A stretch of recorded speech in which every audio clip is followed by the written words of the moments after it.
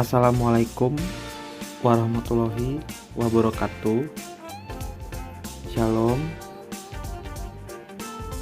Salam sejahtera untuk kita semua.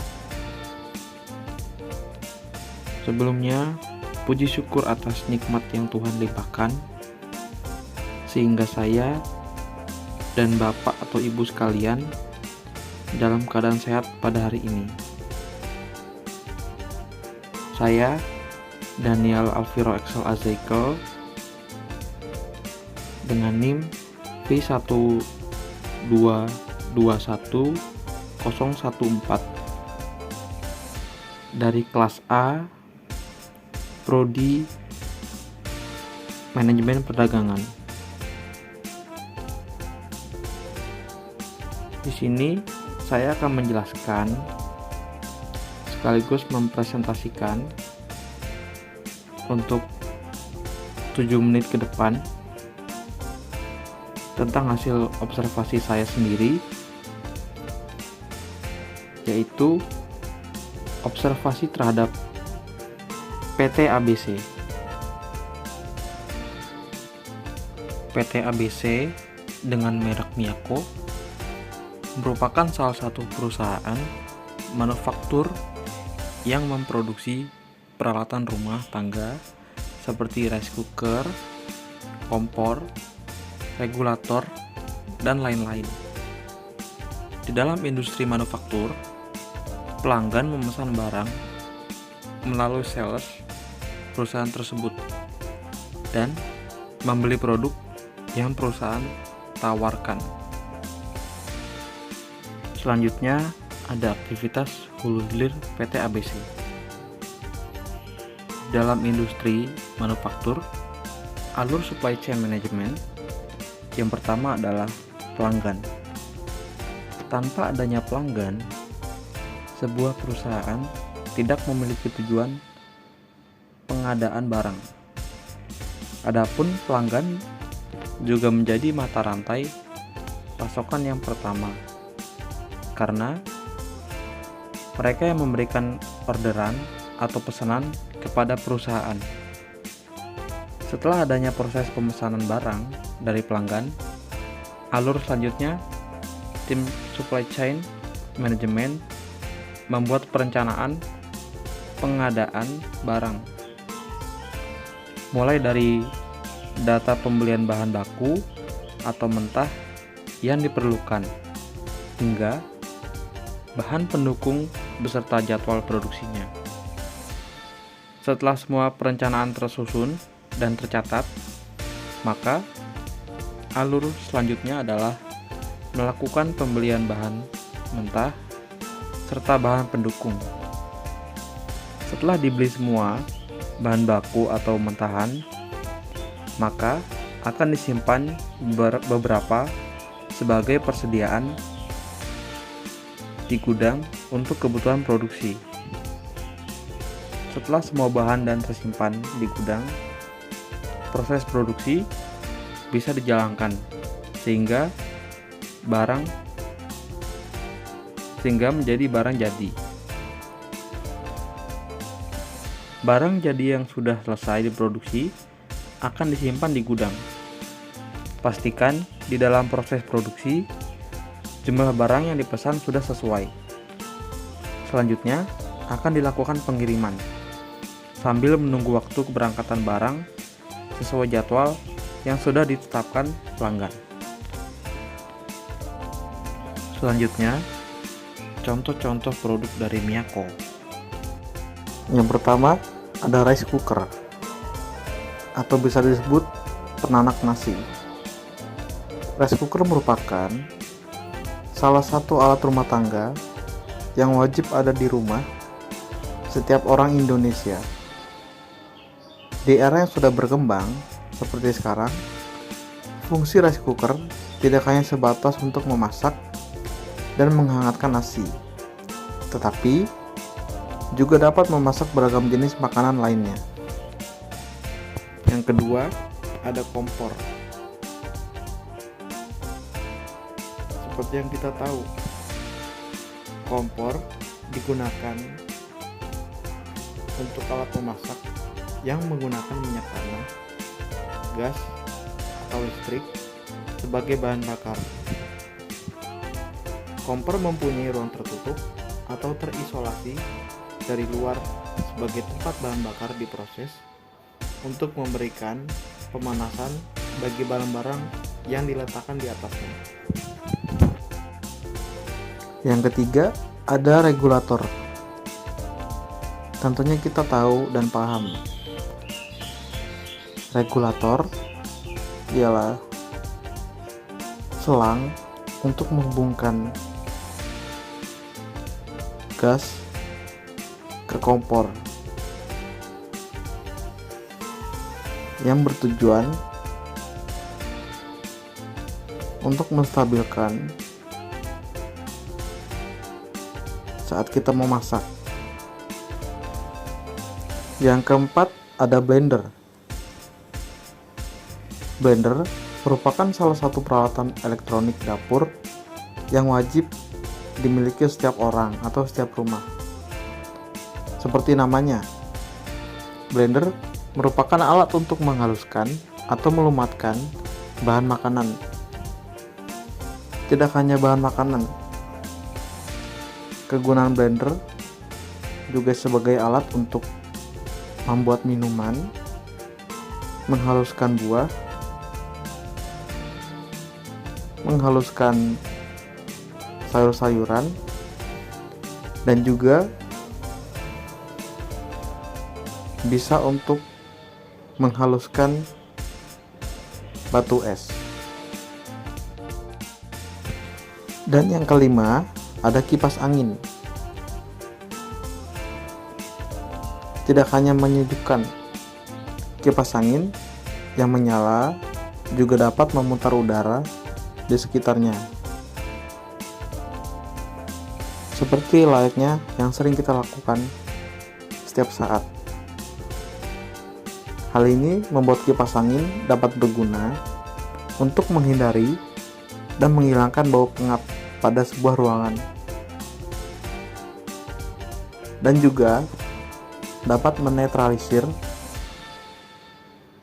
kepanasan.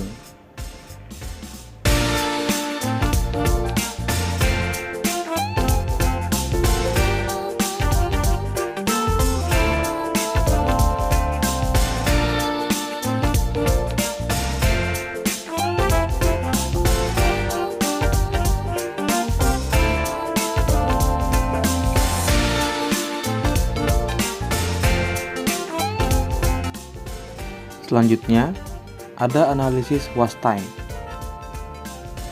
Waste time yang ditemukan, yang pertama ialah pemborosan produksi secara berlebihan.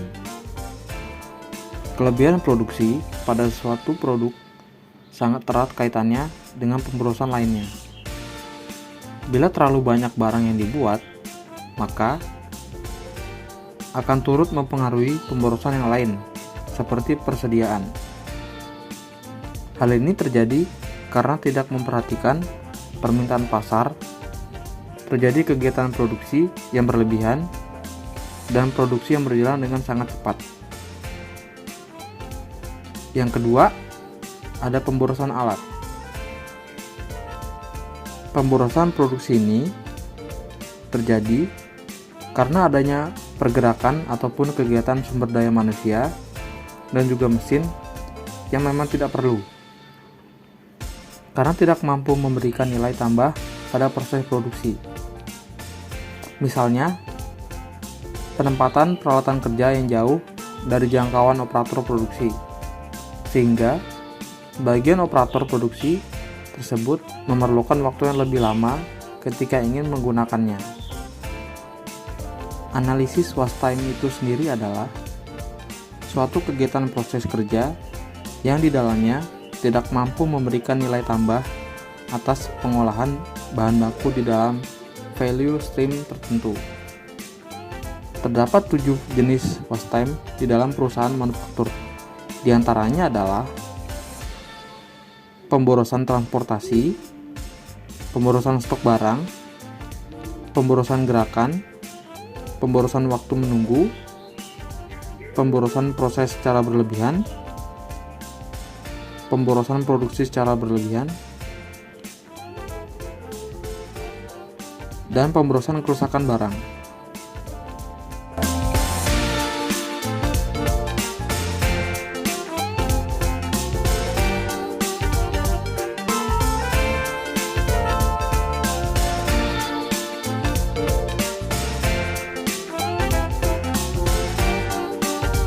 Selanjutnya, Business Process Management and ERP.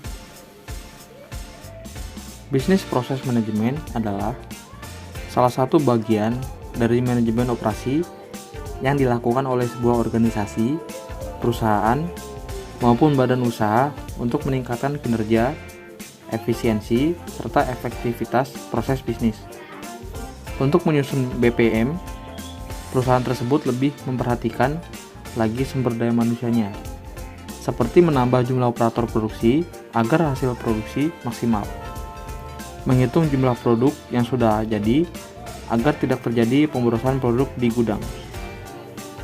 ERP atau Enterprise Resource Planning adalah suatu sistem yang dikembangkan untuk mengelola data atau informasi pada suatu perusahaan guna mengintegrasikan dan mengotomatiskan proses bisnis dalam kegiatan manufaktur besar,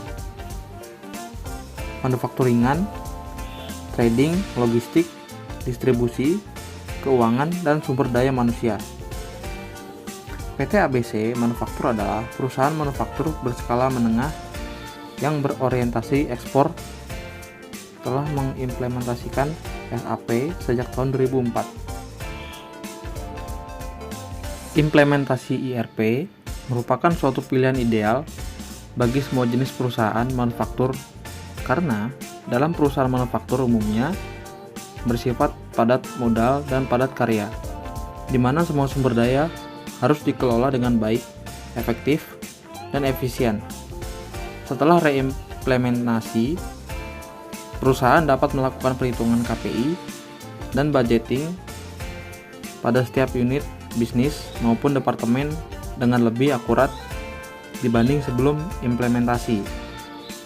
Tujuan peneliti ini adalah untuk dapat memanfaatkan ERP selain untuk integrasi sistem informasi, juga dapat dimanfaatkan untuk membangun perhitungan KPI atau Key Performance Indicator, reward, punishment, penggarangan atau budgeting dengan lebih akurat dan real time. Hasil penelitian menunjukkan bahwa perhitungan KPI, reward, dan punishment serta penganggaran pada periode produksi tertentu dapat dilakukan dengan akurat sehingga dapat memberikan dorongan motivasi bagi para pekerja serta membuat perencanaan penganggaran yang baik bagi perusahaan. Dan yang terakhir, ada Mass Customization and Learn System and Six Sigma Quality. Mass Customization merupakan suatu kemampuan perusahaan untuk menghasilkan produk dalam variasi yang besar dan dengan lead time yang pendek. Prinsip ini kemudian memungkinkan perusahaan untuk dapat menangkap peluang besar pasar dan menangkap peluang pasar baru dan juga kebutuhan customer yang sifatnya personal yang sebelumnya tidak dapat dipenuhi oleh produk yang umumnya memiliki variasi yang telah terstandarisasi. Permasalahan yang terjadi pada perusahaan ini adalah desain yang sudah ditentukan oleh perusahaan, jadi pelanggan tidak dapat memesan produk sesuai dengan desain yang mereka mau. Mereka hanya memesan tipe produk yang mereka inginkan.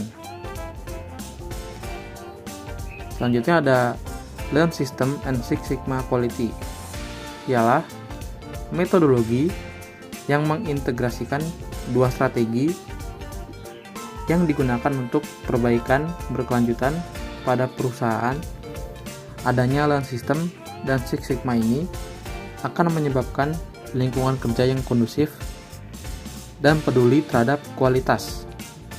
Oleh karena itu, penting bagi perusahaan melakukan evaluasi secara berkala untuk memastikan langkah pelaksanaan perbaikan di lapangan benar-benar berjalan dengan baik dan mengikuti prosedur atau prosedur yang telah direncanakan. Sekian presentasi observasi dari saya. Kurang lebihnya mohon maaf bila ada kesalahan, baik itu disengaja maupun tidak disengaja. Terima kasih.